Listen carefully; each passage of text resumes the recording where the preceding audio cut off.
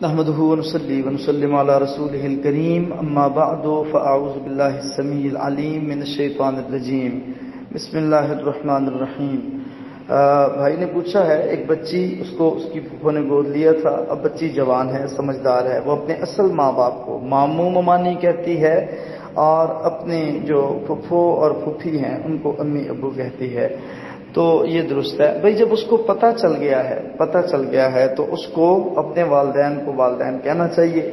تو تسلیم کرنا چاہیے، اور پھوپھا پھوپھی کو پھوپھا پھوپھی ہی تسلیم کرنا چاہیے۔ دوسری بات یہ ہے کہ